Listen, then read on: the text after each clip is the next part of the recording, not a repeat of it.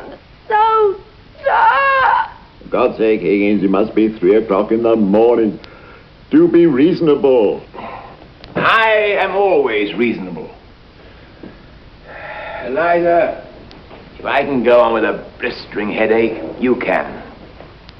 I've got an headache too. Oh, here. I know your headaches. I know you're tired. I know your nerves are as raw as meat in a butcher's window. But think what you're trying to accomplish.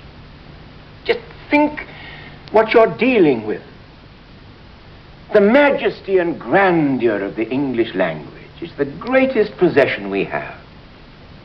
The noblest thoughts that ever flowed through the hearts of men are contained in its extraordinary, imaginative, and musical mixtures of sounds. And that's what you've set yourself out to conquer, Eliza. And conquer it you will.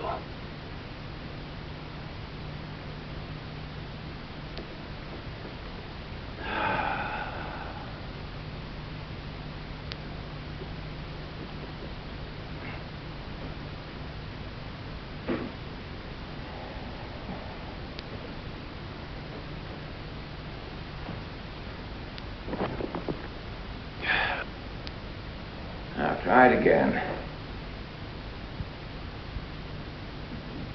The rain in Spain stays mainly in the plain.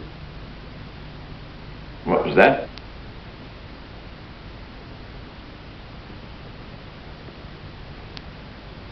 The rain in Spain stays mainly in the plain.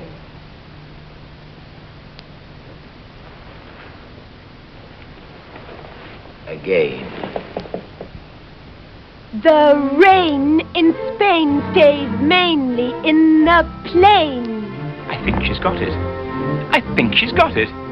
The rain in Spain stays mainly in the plain. By George, she's got it. By George, she's got it.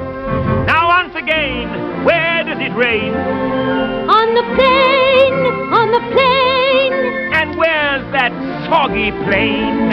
In Spain, in Spain. The rain in Spain stays mainly in the plain. Bravo!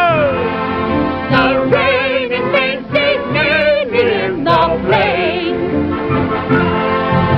In Hartford, Hereford, and Hampshire. Hurricanes hardly happen. How kind of you to let me come. Now once again, where does it rain? On the plain, on the plain. And where's that blasted plain? In Spain, in Spain. The rain in Spain stays mainly in the plain.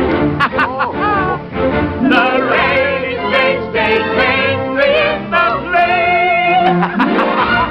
Tickering, tickering. Ole, ole. Ho, ho, ho. Oh, ole. Da-da-da-dum, da-da-da-dum. Da-dum. Da-dum. Hey, tickering. Da-da-dum.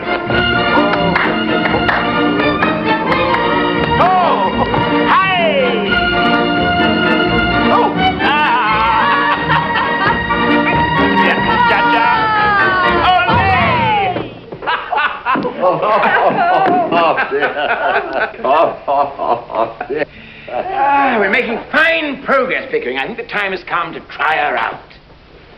Are you feeling all right, Mr. Higgins? Yes, I'm feeling fine, Mrs. Pierce. How are you? Very well, sir, thank you. Oh, good. Let's test her in public and see how she fares. Mr. Higgins, I was awakened by a dreadful pounding. Do you know what it might have been? Pounding? I didn't hear any pounding. You do, Pickering? No. No, if this goes on, Mrs. Pierce, you better see a doctor. I know. We'll take her to the races. The races? My mother's box at Ascot. You'll consult your mother first, of course. Oh, yes, of course. No, I think perhaps we'd better surprise her. Now, let's go to bed. First thing in the morning, we'll go out and we'll buy her a dress. Now get on with your work, Eliza. But, Mr. Higgins, it's early in the morning. What better time to work than early in the morning? Where does one buy a lady's gown? Whiteley's, of course. How do you know that? Common knowledge. Well, let's not buy her anything too flowery. I despise those gowns with sort of weeds here and weeds there. I want to buy something sort of simple and modest and elegant, is what's called for. Perhaps with a bow. Yeah, I think that's just right. We've all been working much too hard. I think the strain is beginning to show. Eliza, I don't care what Mr. Higgins says. You must put down your books and go to bed.